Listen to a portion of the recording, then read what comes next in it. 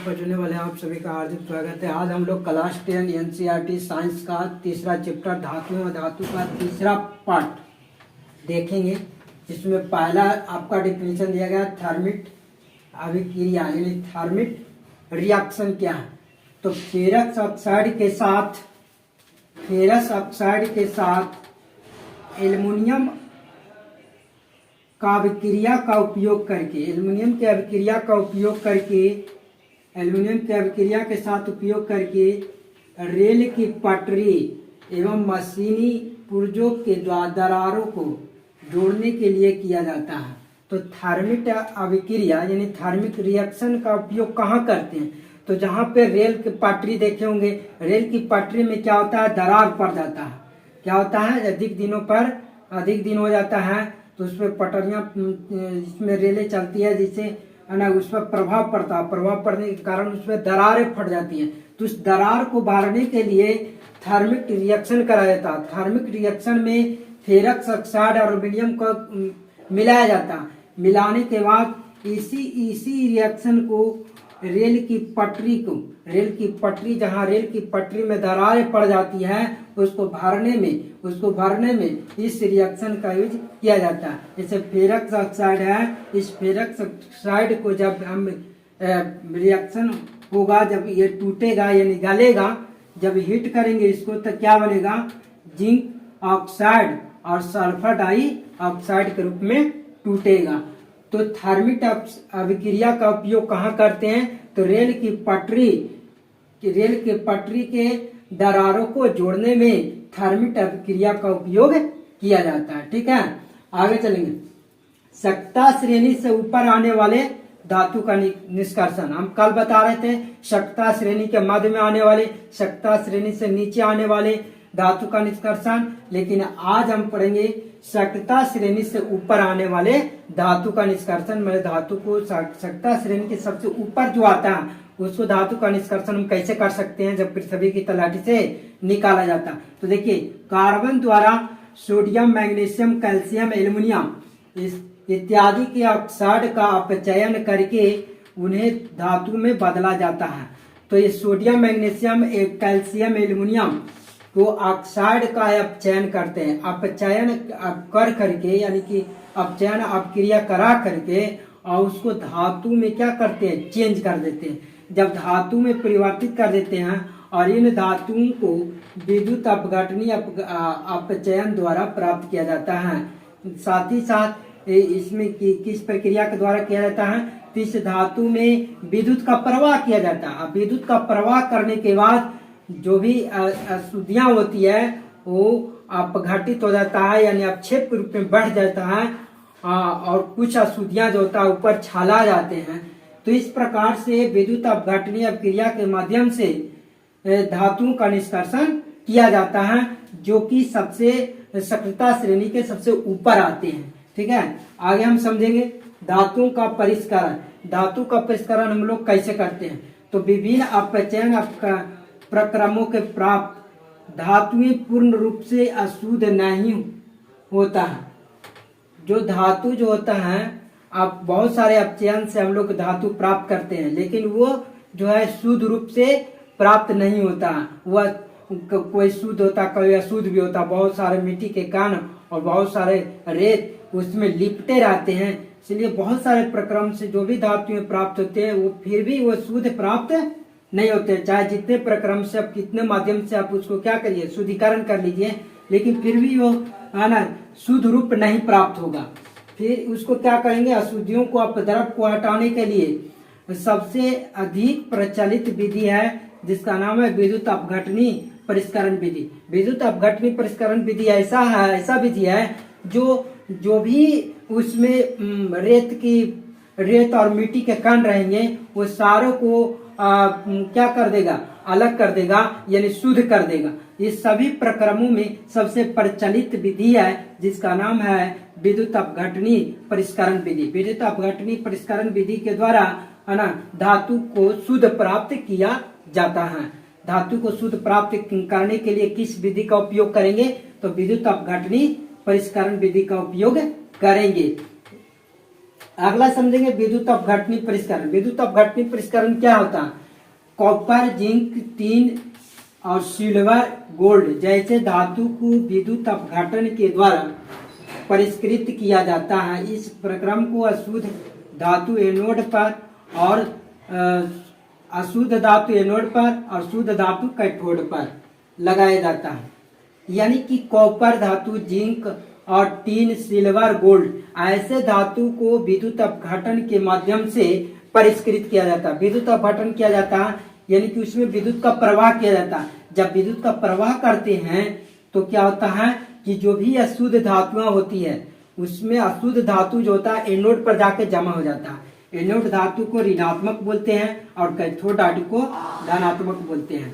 तो जो भी अशुद्ध धातुएं होती है जब उसमें हम विद्युत का प्रवाह करते हैं तो रिएक्शन जब होता है तो जितने भी अशुद्ध धातु है सब एनोड पर जाकर जमा हो जाता है और शुद्ध धातु कहाँ जाकर जमा हो जाता है? कैथोड पर हो जाता है। इस तरह से धातु के लवण के विलयन को विद्युत अपघटन के रूप में उपयोग में लाया जाता है और उसको धातु के जो लवणीय विलयन होते हैं उस लवणीय विलयन को विद्युत अपघटन के रूप में उपयोग में लाते हैं। तो इस प्रकार से विद्युत अपघटनी परिष्करण के माध्यम से हम धातु को प्राप्त कर सकते हैं कि इसमें जब हम विद्युत धारा प्रवाहित करेंगे तो जितने भी अशुद्ध धातुआं होंगे, अशुद्ध धातु होगा वो सब जाकर के नोड पर जमा हो जाएगा और जितने भी शुद्ध धातु होगा सब कहाँ जाकर के जमा हो जाएगा? कैथोड पर जमा होगा। तो इस प्रकार से हम सुलभ तरीके से है ना धातु को हम परिष्करण कर सकते हैं विद्युत अपघटनी परिष्करण के माध्यम से, विद्युत अपघटनी विधि के माध्यम से। आगे हम समझेंगे संक्षारण। संक्षारण क्या है? जब कोई धातु अपने आसपास में या इर्द गिर्द में अम्ल, आर्द्रता, नमी, ऑक्सीजन आदि के संपर्क में आने से यह संक्षारित हो जाता है। जब कोई धातु जो है उसके आसपास में इर्द गिर्द में अम्ल के साथ या अम्ल, आर्द्रता यानी नमी आ जाए या ऑक्सीजन के साथ अभिक्रिया करके या नमी के साथ अभिक्रिया करके आने पर संपर्क में आ जाता है, ऑक्सीजन के संपर्क में आ जाए, नमी के संपर्क में आ जाए, अम्ल आर्द्रता के संपर्क में आ जाए और संपर्क में आने पर वो क्या कर लेता है? रिएक्शन उससे कर लेता है यानी अभिक्रिया कर देता है। अभिक्रिया करके वो धातु को क्या कर देता है? संक्षारित कर देता है। इसी प्रक्रिया को संक्षारण कहते हैं। जब रिएक्शन की प्रक्रिया हो जाता है और उसे संक्षारित कर देता है और संक्षारित होने की प्रक्रिया संक्षारण कहलाता है। अब हम समझेंगे संक्षारण के प्रमुख घटनाएं। जब संक्षारण होता है तो क्या प्रभाव पड़ता है? संक्षारण होने का मतलब लोहे में जंग का लगना। अगर लोहा को खुले वायु में छोड़ दिया जाए, लोहा धातु को खुले वायु में छोड़ दिया जाए तो ये ऑक्सीजन के संपर्क में आकर के या तो नमी के संपर्क में यानी पानी नहीं पड़ा तो यानी नमी के संपर्क में आकर के या तो ऑक्सीजन के संपर्क में आकर के इसके ऊपर है ना जंग लग जाता है। इसके ऊपर क्या लग जाता है? जंग लग जाता है, जिसको जंग लगना भी कहते हैं। और जंग लग जाता है तो वो जंग जितना परत लगता है उतना क्या हो जाता है? उतना धातु क्या हो जाता है? समाप्त हो जाता है, उतना टूट फूट करके गिर जाता है। यानी इस प्रकार से खुले वायु में अगर लोहे को छोड़ दिया जाए तो ऑक्सीजन के संपर्क में आकर के ये जंग लग जाता है। यही संक्षारण का प्रभाव हुआ। दूसरा प्रभाव कि अगर खुले वायु में चांदी के धातु को छोड़ दिया जाए, तो वो वायु के संपर्क में आकर के या नमी या आर्द्रता के संपर्क में आकर के वो क्या कर लेगा? रिएक्शन कर लेगा और उसके ऊपर काला परत चढ़ जाएगा यानी काला हो जाएगा। वो चमचमाता हुआ चांदी काला हो जाएगा। यानी काला होने का कारण क्या हुआ? वो जो है वायु से या तो वायु आर्द्रता से या ऑक्सीजन से क्या कर लिया? अभिक्रिया करके चांदी के ऊपर काला परत जम गया, इसलिए उसे काला धब्बे के रूप में दिखाई देता है। आगे देखिए तीसरा प्रभाव, तांबे धातु को ऊपर हरे परत का जमना। अगर तांबे धातु को अगर खुले वायु में छोड़ दिया जाए तो कुछ दिन के बाद उसके ऊपर हरा परत जम जाता है। हरा परत जमने का कारण यह है कि वो जो है वायु के साथ अभिक्रिया करके और ऑक्सीजन के साथ अभिक्रिया करके है ना क्या कर लिया? उसके ऊपर हरा परत जम गया है ना। यही आपका क्या है? संक्षारण का प्रभाव है। लेकिन आज संक्षारण को हम चाहते हैं कि हम बचाएं, तो संक्षारण होने से बचाएं तो बचाने का सुझाव यानी तरीका क्या है? तो पहले लोहे को संक्षारित होने से बचाने के लिए या तो उस धातु को पेंट कर दीजिए या तो उसको ग्रीस जो होता है ग्रीस से लेप कर दीजिए। लेप करने पर या तो पेंट करने पर वो क्या करेगा, वो वायु के साथ या तो वायु के संपर्क में आने पर या नमी आर्द्रता के संपर्क में आने पर वो कभी भी रिएक्शन नहीं कर पाएगा। और जब रिएक्शन नहीं करेगा तो उसमें जंग नहीं लगेगा। तो जंग से बचाने के लिए पेंट या ग्रीस का लेप चढ़ा करके हम उसको बचा सकते हैं संक्षारित होने से। दूसरा उपाय क्या है कि क्रोमियम का लेपन या एनोडीकरण के द्वारा या मिश्र धातु को मिला करके करते हैं। या तो क्रोमियम धातु है या कोई अन्य धातु को उसमें मिला देते हैं और या मिलाने पर या उसको गला देते हैं। क्रोमियम लेपन यानी क्रोमियम धातु को गला देते हैं। गलाने पर उसके ऊपर परत चढ़ा देते हैं। जिसको बोलते हैं एनोडीकरण। एनोडीकरण के द्वारा मिश्र धातु को या तो मिश्र धातु नहीं उसको मिला करके भी क्या किया जाता है, जब मिला दिया जाता है तो वो वायु और ऑक्सीजन से संपर्क में आने पर अभिक्रिया नहीं कर पाता है, जिससे संक्षारित होने से बच जाता है। तो एनोडीकरण के माध्यम से भी संक्षारण होने से बचा सकते हैं। तीसरा उपाय, लोहे एवं इस्पात को जंग से सुरक्षित रखने के लिए उस पर जस्ते या जिंक की पतली परत चढ़ाई जाती है। उस पर हम लोहे या इस्पात को जंग से अगर बचाना चाहते हैं तो उस पर क्या करेंगे, यानी जस्ता का या तो जिंक के पतली परत चढ़ा दिया जाएगा, है ना। तब वायु के साथ वो क्या करेगा, रिएक्शन नहीं कर पाएगा और उस पर जंग नहीं लग पाएगा। ये पतली परत चढ़ाने की प्रक्रिया क्या कहलाएगा, यसद लेपन कहलाता है। इसको यसद लेपन कहते हैं। अब हम समझ गए संक्षारण के बारे में। अब हम समझेंगे मिश्र धातु। मिश्र धातु क्या है? मिश्र धातु किसे कहते हैं? दो या दो से अधिक धातुओं के संयोजी मिश्रण को मिश्र धातु कहते हैं। दो धातु या दो से अधिक धातु आपस में मिला हुआ है तो वही मिले हुए मिश्र धातु को ही मिले हुए धातु को क्या बोलते हैं? दो या दो से अधिक धातुओं के संयोजी मिश्रण को मिश्र धातु कहते हैं। जैसे मिश्र धातु का पहले देखिए कि पीतल क्या है, एक मिश्र धातु का उदाहरण है। जैसे कॉपर हो गया और जिंक हो गया, ये दोनों के मेल से क्या बन गया, पीतल बन गया। तो इसको क्या बोल सकते हैं कि मिश्र धातु है। तो पीतल का उपयोग कहाँ कहाँ करते हैं? तो बर्तन और मूर्ति बनाने में पीतल का उपयोग किया जाता है। और भी एक मिश्र धातु है। अब कांसा किसकी चीज से मिल करके बना, यानी कॉपर और टीन के मेल से। कॉपर और टीन के मेल से क्या बन गया है, कांसा बना है। कांसा का उपयोग कहाँ कहाँ करते हैं? मूर्ति और बर्तन बनाने में, यानी कि बर्तन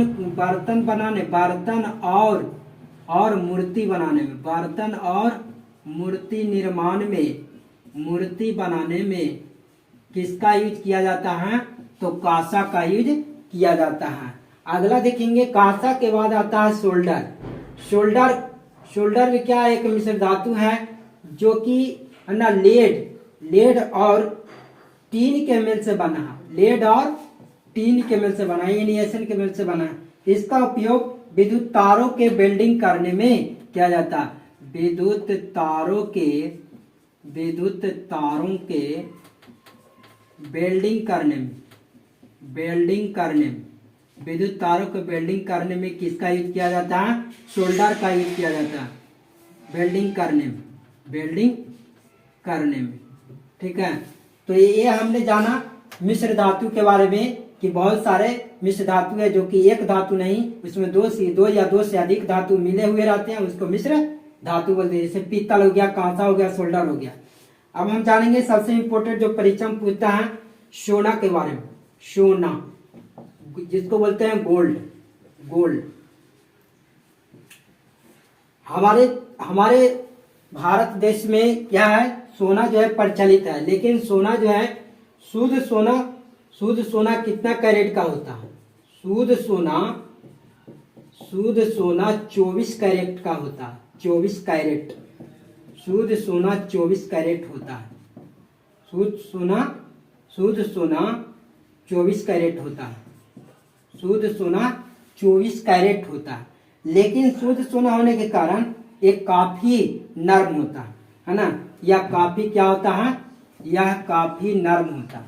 यह काफी नर्म होता है। यह काफी नर्म यानी मुलायम कह सकते, काफी नर्म होता है। काफी नर्म होता है। 24 कैरेट अगर सोना होगा तो काफी नर्म होगा, ठीक है, यानी बहुत मुलायम होगा। और मुलायम होने के कारण इसे आभूषण बनाने में प्रयुक्त नहीं किया जाएगा। और मुलायम होने के कारण यह काफी नर्म होता है। और काफी नर्म होने के कारण नर्म होने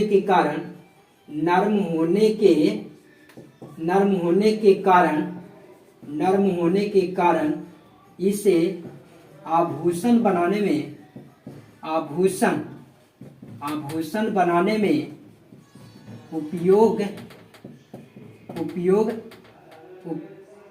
उपयोग यानी उपयुक्त, आभूषण बनाने में उपयुक्त नहीं होता है।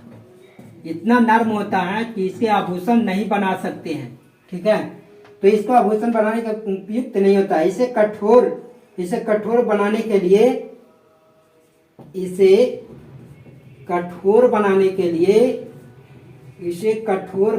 के लिए तांबे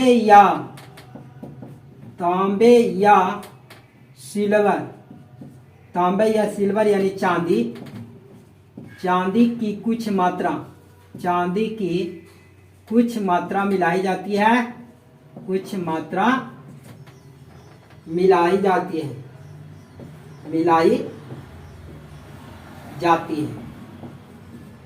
अगर इसे कठोर बनाना है तो या तो चांदी या तो तांबे के कुछ धातु को कुछ मात्रा में क्या करेंगे, मिला देंगे, है ना। भारत में अधिकांश आभूषण 22 कैरेट होता है। भारत में अधिकांश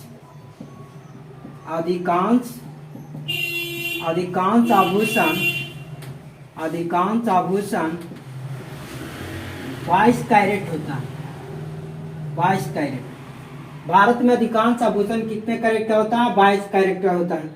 लेकिन 22 कैरेट सोने बनाए जाते हैं। भारत का अधिकांश आभूषण जो 22 कैरेट सोने से बनाए जाते हैं। 22 कैरेट सोने से बनाए जाते हैं अधिकांश आभूषण। जिसका तात्पर्य है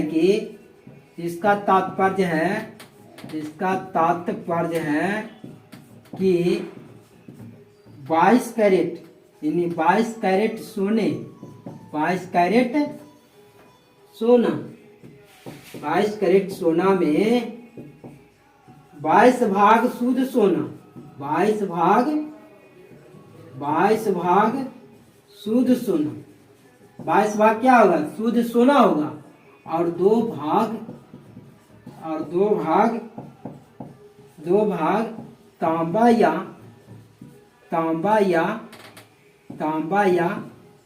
चांदी होगा। तांबा या चांदी होगा। यानी शुद्ध होगा 22 कैरेट। और 22 कैरेट का मतलब क्या होता है, 22 भाग शुद्ध सोना होगा। और 2 भाग जो है इसमें शुद्ध होगा।